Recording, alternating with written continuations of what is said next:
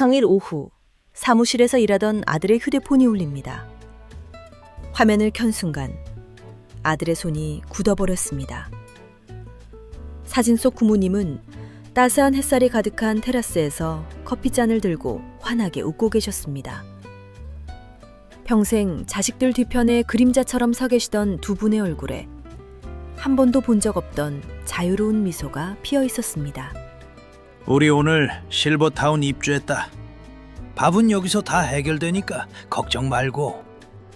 아들은 여동생에게 급히 전화를 걸었지만 여동생 역시 아무것도 몰랐습니다. 부모님이 평생 무엇을 원하셨는지 단 한 번도 물어본 적이 없었다는 깨달음이 남매의 심장을 찔렀습니다. 이 이야기는 10년 전 그 보이지 않는 헌신에서부터 시작됩니다. 자식들에게 부모는 언제나 당연한 공기였습니다. 10년 전 아들의 전세 자금이 부족할 때 부모님은 군말 없이 거액을 내주셨습니다. 두 분이 3년 동안 아껴가며 모은 노후 자금이었습니다. 6개월 후 집들이 자리에서 아들은 친구들에게 술잔을 들며 말했습니다. 내가 얼마나 악착같이 모았는지 알아? 다 내 손으로 일궈낸 집이야. 같은 테이블 끝자리에서 부모님은 그 말을 똑똑히 들으셨습니다. 아버지는 조용히 숟가락을 내려놓고 아무 말 없이 아내의 밥그릇 위에 잘 익은 갈비 한 점을 얹어주었습니다. 두 분은 자식의 체면을 위해 끝내 입을 열지 않으셨습니다. 딸이 이혼의 아픔을 겪을 때도 부모님은 조용히 통장을 건넸습니다. 딸은 그 돈으로 재기해 재혼까지 했지만 이후 걸려오는 전화는 늘 엄마 바빠서 그런데 애들 좀 봐줘 하는 요구뿐이었습니다. 아이들 과외비가 부족하다는 말에도 부모님은 얇아진 지갑을 열어 2년 동안 학원비를 대주셨습니다. 주는 것은 구체적이었으나 받는 자식들에게는 너무나 당연했습니다. 은퇴한 부모님이 그 큰 돈을 어떻게 마련하시는지 아무도 궁금해하지 않았습니다. 어느 명절 저녁, 어머니는 자식들이 먹고 남긴 설거지를 하고 계셨습니다. 그때 문틈 사이로 거실의 목소리가 흘러나왔습니다.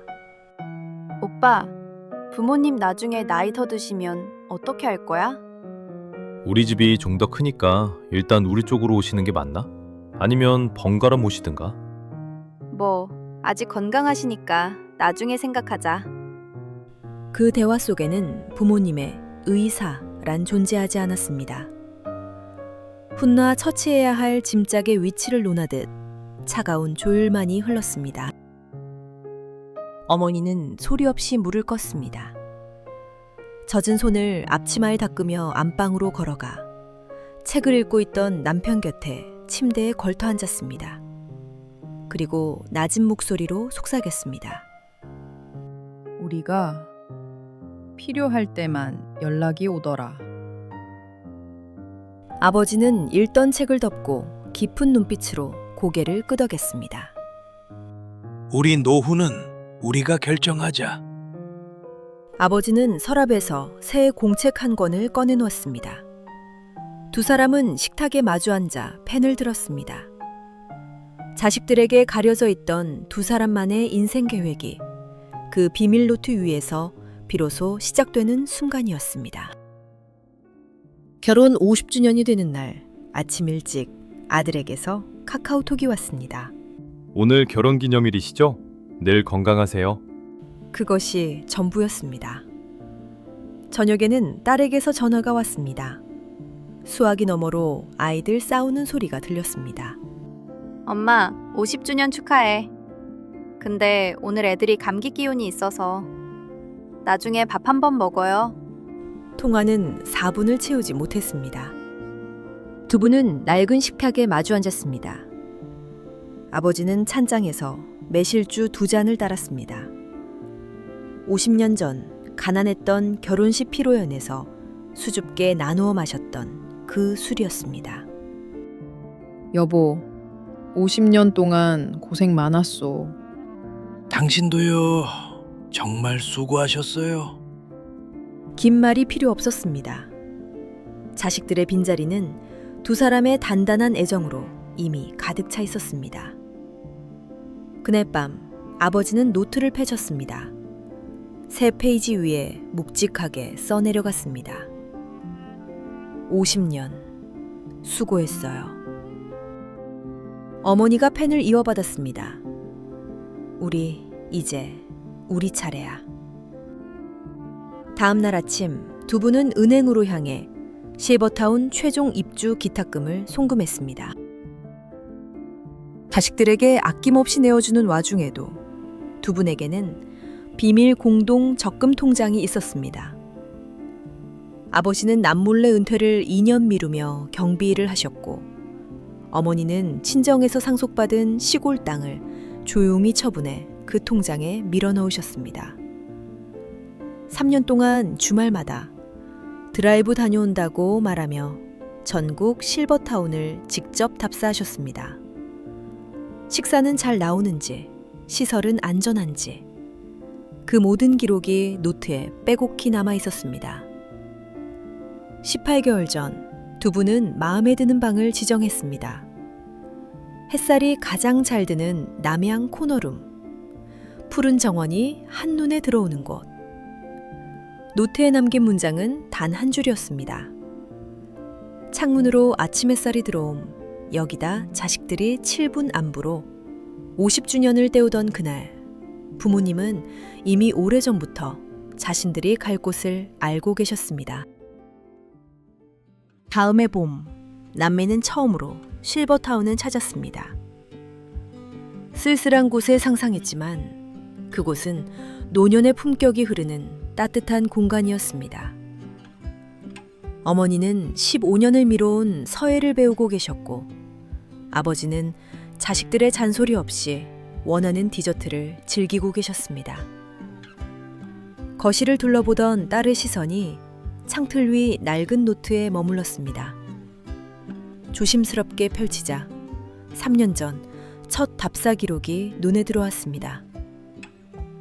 주차장이 너무 좁음, 정원 없음. 장을 넘길 때마다 부모님의 치열하고 고독했던 여정이 펼쳐졌습니다. 마지막 장에 굵고 선명한 글씨, 여기다를 본 딸은 눈물을 훔치며 노트를 덮었습니다. 엄마, 왜 한마디 말씀도 안 하셨어요? 어머니가 붓을 내려놓고 딸의 손을 감싸주며 웃으셨습니다. 말했으면 네가 또 쓸데없이 걱정하고 말렸을 거잖아. 무거운 침묵이 내려앉았습니다.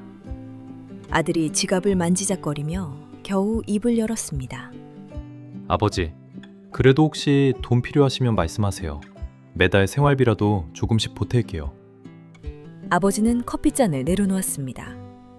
서운함도 원망도 없는 스스로의 삶을 완벽하게 통제한 자만이 지을 수 있는 평온한 미소였습니다. 이제 됐다. 너희도 너희 노후 준비해야지. 우리 돈은 우리가 알아서 한다. 아들은 입을 뗐다가 이내 다물었습니다. 어머니는 창밖 푸른 정원을 바라보며 나지막이 읊조리셨습니다.